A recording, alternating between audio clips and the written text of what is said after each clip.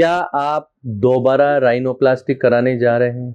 क्या आपकी राइनोप्लास्टी एक बार हो चुकी है? क्या आप पहले की राइनोप्लास्टी से सेटिस्फाई नहीं है? सो दोस्तों, ये वीडियो आपको बड़े ध्यान से सुनना है। हो सकता है कि आपको जो पहले भूल हुई हो वो अब दोबारा नहीं हो। दोस्तों, सेकेंडरी राइनोप्लास्टी, रिवीजन राइनोप्लास्टी, अगर किसी नोज की पहले सर्जरी हो चुकी और सेम उसी सर्जन ने उसकी वापस सर्जरी की है, that is the revision rhinoplasty surgery.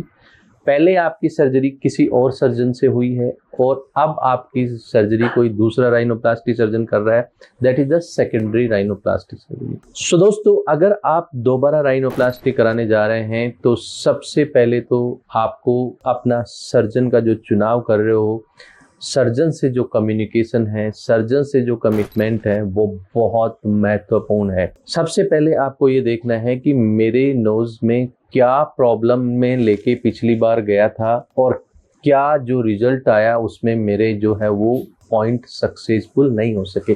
For example, आपके नोज के अंदर ऑपरेशन से पहले ब्लॉकेज था, ऑपरेशन के बाद भी ब्लॉकेज है, या आपका नोज ऑपरेशन से पहले टेढ़ा था, अभी भी मेरा नोज टेढ़ा है, या ऑपरेशन से पहले ये प्रॉब्लम मेरे नोज में नहीं थी, अभी ये डेवलप हो गई। सो पॉइंट टू पॉइंट जो है वो डॉक्टर से हमें डिस्कशन करना होगा। ऐसा नहीं है कि मेरा नाक सुंदर नहीं लगता। दोस्तों, सुंदरता क्राइटेरिया नहीं है। आपको अपने सर्जन से पॉइंट टू पॉइंट अगर आप बात करोगे तो बहुत अच्छी जो है वो रिजल्ट्स आते हैं।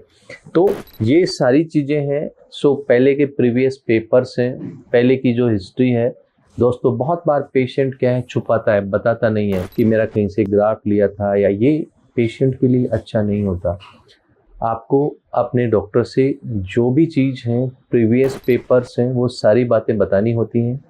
आपको जो है अपने नोज़ के अंदर प्राइमरी कंसर्न क्या है, बहुत बार जो फोकस पॉइंट क्या है कि दैट मीन्स कि सर मेरा नाक ऑपरेशन के बाद भी टेढ़ा है, ये सीधा होना चाहिए, लाइक दिस।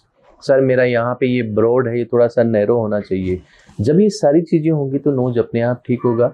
एंड ऑपरेशन के बाद के अंदर कुछ सावधानियाँ पहले ऑपरेशन से और दूसरे ऑपरेशन जब कराते हैं तो कुछ ज़्यादा दोस्तों हमें ध्यान रखनी पड़ती है। कुछ मेडिकेशंस प्रॉपर लेनी होती हैं।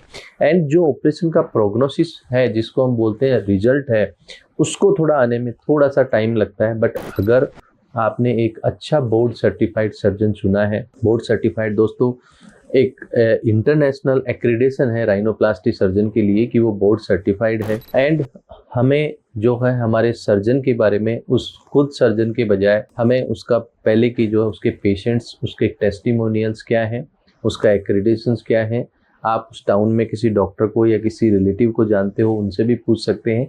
क्योंकि ये बहुत महत्वपूर्ण बात है कि जो गलती पिछली बार हुई है, क्योंकि आप राइनोप्लास्टी कराने गए थे, आप अपनी जगह सही हैं, बट हो सकता है कि जो आपकी प्रॉब्लम थी उसके लिए जो आपका सर्जन है वो कॉम्पिटेंट नहीं था, इसलिए आपके रिजल्ट्स नहीं आए। सो आपको एटलीस्ट नाउ जो आपने सर्जन चूज किया है, एटलीस्ट वो इतना कॉम्पिटेंट होना चाहिए कि सेकेंडरी राइनोप्लास्टी को ठीक करके आपके अच्छे रिजल्ट्स दे सके। सो दोस्तों, अगर आप दोबारा राइनोप्लास्टी सर्जरी कराना चाहते हैं तो आप अपना सर्जन का चुनाव और ऑपरेशन के बाद और ऑपरेशन से पहले ये सारी बातें अच्छे से हमें जान के एंड देन फिर सर्जन का चुनाव करना चाहिए। ऐसा नहीं है कि एक बार राइनोप्लास्टी खराब हो गई तो दोबारा भी राइनोप्लास्टी सर्जरी हो सकती है, अच्छे से हो सकती है, अच्छे रिजल्ट्स आ सकते हैं, नोज ब्लॉकेज फ्री हो सकता है, नोज के जो भी कॉस्मेटिक प्रॉब्लम है वो भी अच्छी लगती है, एंड नोज बहुत ब्यूटीफुल भी होता है।